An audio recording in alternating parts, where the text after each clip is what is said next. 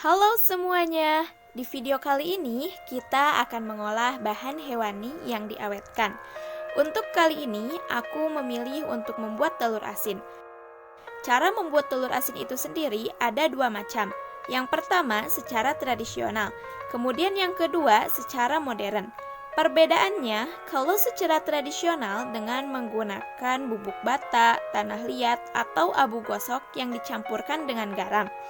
Sedangkan secara modern hanya menggunakan campuran bumbu seperti bawang putih dan cabai merah yang diiris kasar yang dicampurkan dengan air dan garam. Dan kali ini aku akan menggunakan metode tradisional. Mau tahu kan bagaimana cara aku membuatnya? Oke, langsung saja ke videonya. Hal yang pertama harus dilakukan adalah menyiapkan alat dan bahan. Alat yang dibutuhkan yaitu kompor gas, panci, wadah, sendok, dan toples. Kemudian, bahan-bahan yang dibutuhkan adalah garam, abu gosok, dan telur. Di sini, aku memakai dua jenis telur yang berbeda, yaitu telur ayam dan telur bebek.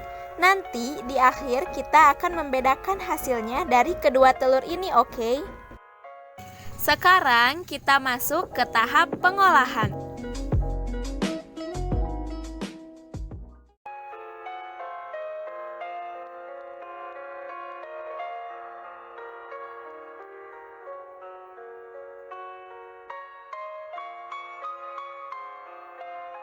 Yang pertama, cuci bersih semua telur. Gunakan sikat agar pori-pori telur terbuka dan garamnya lebih meresap ke dalam telur.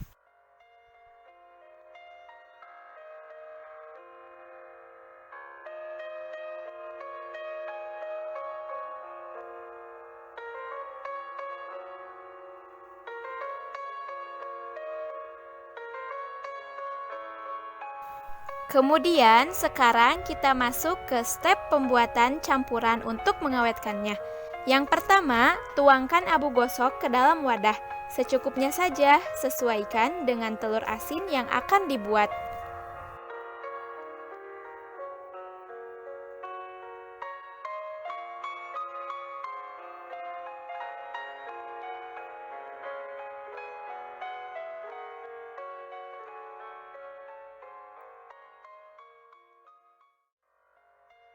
Kemudian, masukkan garam sesuai dengan selera, disesuaikan dengan tingkat keasinan yang diinginkan.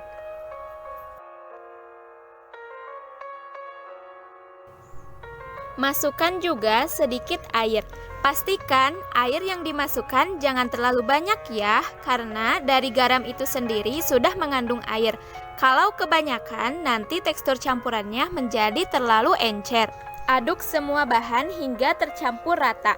Kalau sudah, nanti teksturnya akan seperti ini, tidak terlalu kesat ataupun terlalu encer.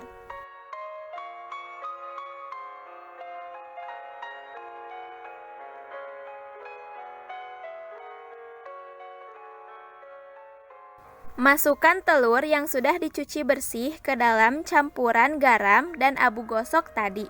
Jangan lupa siapkan toples untuk wadahnya nanti. Baluri semua permukaan telur dengan campuran abu gosok dan garam.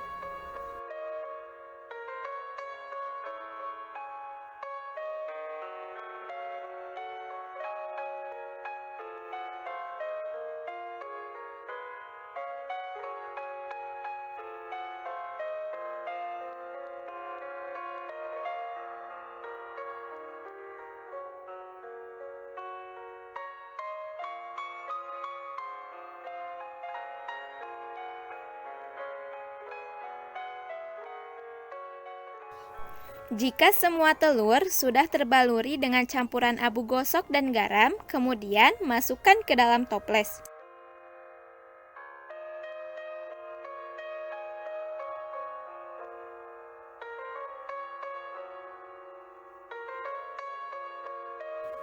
Karena campurannya masih ada sisa, agar tidak mubazir, kita masukkan ke dalam toples bersamaan dengan telur. Jangan lupa untuk menutup toplesnya. Untuk proses pengawetannya, kita simpan selama kurang lebih 15 hari di suhu ruangan. Ini tergantung tingkat keasinan yang diinginkan oleh teman-teman ya. Jika teman-teman menginginkan tingkat keasinan yang tidak terlalu asin, maka teman-teman hanya perlu menyimpannya selama kurang lebih 1 minggu ataupun kurang. A few moments later.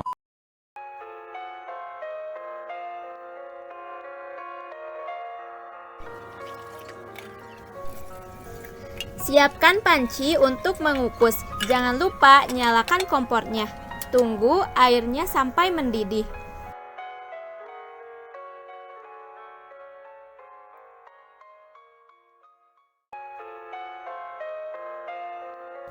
Sembari menunggu airnya mendidih, kita cuci telur yang sudah diawetkan selama kurang lebih 2 minggu.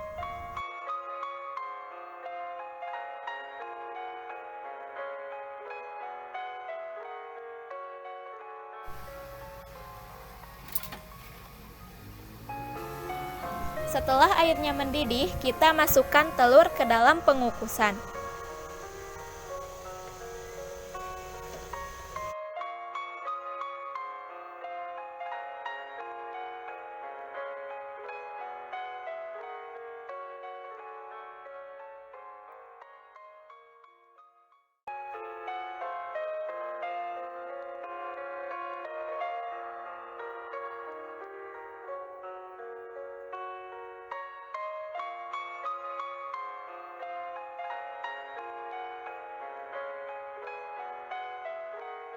Kukus selama kurang lebih 20-30 menit.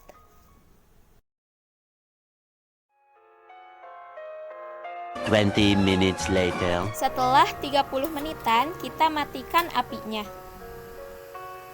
Kita tiriskan telurnya.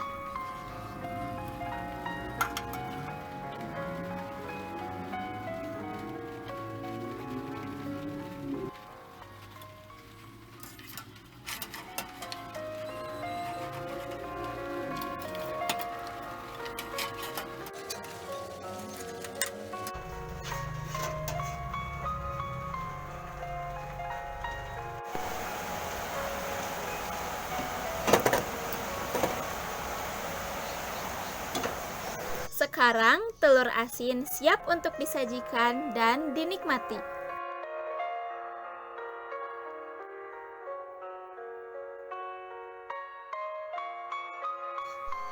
Sekarang kita lihat perbedaannya ya.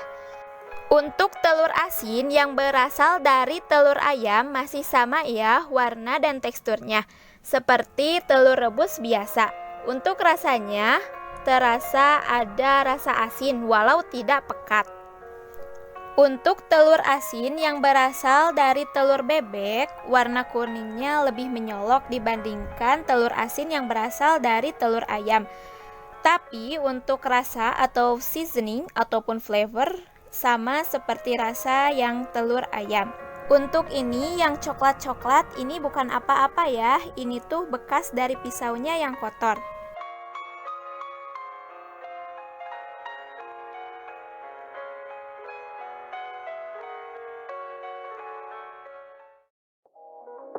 Sekarang kita masuk ke tahap pengemasan.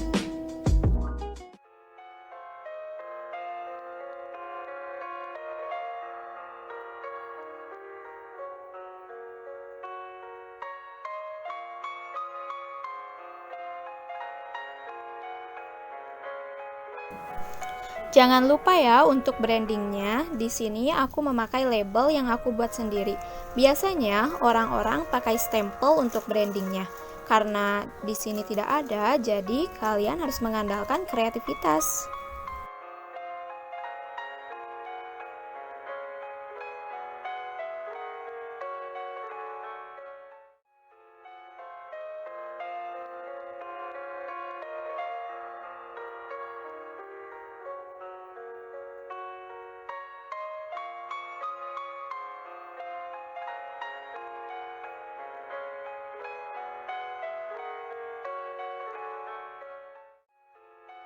Untuk pengemasan, di sini aku memakai sarang burung dan plastik. Untuk pengemasan, buat sekreatif mungkin ya.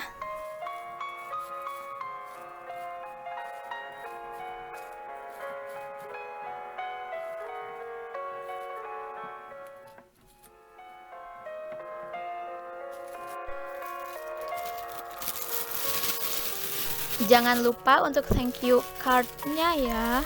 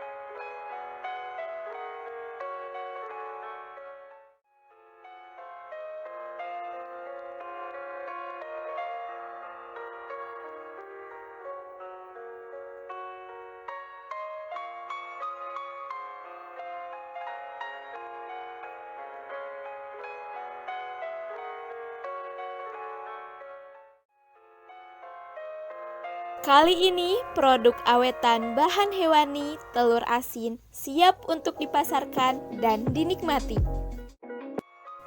Sekarang kita masuk ke tahap evaluasi. Untuk apa sih diadakan tahap evaluasi? Tentunya untuk menghasilkan produk yang lebih baik lagi dan untuk meminimalisir kesalahan-kesalahan yang pernah terjadi untuk tidak terjadi kembali. Oke. Ternyata setelah saya mencicipi telur asin yang telah saya hasilkan, itu ada beberapa hal yang miss. Di antaranya dari segi warna dan dari segi rasa. Kita bahas satu-satu ya. Dari segi warna. Untuk telur asin yang bagus atau telur asin yang pada umumnya itu si kuning telurnya itu berwarna merah atau berwarna orange, ataupun berwarna kuning yang mendekati orange. Tapi sayang, produk yang saya hasilkan tidak begitu, hanya berwarna kuning biasa seperti telur yang direbus. Untuk segi rasa, dari segi rasa ternyata tidak terasa asin yang pekat, hanya terasa asin yang samar-samar, tapi terasalah asinnya. Tapi tidak begitu pekat, karena biasanya telur asin yang bagus itu rasa asinnya itu agak sedikit pekat, tapi tidak terlalu pekat juga. Ternyata setelah ditelisik lebih dalam, ada beberapa hal yang saya lakukan itu salah. Yang pertama, dari proses pembersihan. Seharusnya setelah telur dibersihkan, disikat itu kemudian ditambah lagi dengan dihamplas. Hal ini bertujuan agar si cangkang telurnya ini sendiri menjadi tipis dan memudahkan si garam untuk meresap ke dalamnya. Tapi saya tidak melakukannya karena pada saat itu di rumah saya memang tidak ada hamplas, jadi ada ala kadarnya. Kemudian yang kedua itu saya salah dalam saat proses pengawetan. Seharusnya waktu yang diberikan untuk pengawetan itu lebih dari 2 minggu, biasanya 15 hari atau bahkan lebih. Tapi saya di sini hanya didiamkan selama 5 hari karena ini kebutuhan tugas, dikejar oleh deadline dan hanya untuk kebutuhan filming, jadi hanya 5 hari dan itu hasilnya kurang maksimal. So, untuk teman-teman yang mau membuat telur asin, pastikan telurnya dihamplas dan diawetkan atau didiamkan selama 2 minggu atau lebih. Insya Allah hasilnya akan lebih baik dari apa yang saya hasilkan. Terima kasih. Iya, ternyata di samping kekurangan dari produk yang saya hasilkan, ternyata ada kelebihannya loh. yaitu dari segi packaging. Jika dilihat dari segi packaging, produk yang dihasilkan oleh saya lebih menarik ya. Hal ini bertujuan agar para pembeli bisa membeli produk saya dan lebih tertarik untuk membeli produk saya. Jadi, dalam berwirausaha jangan dilupakan rasa inovasi dan kreativitasnya ya. Terima kasih.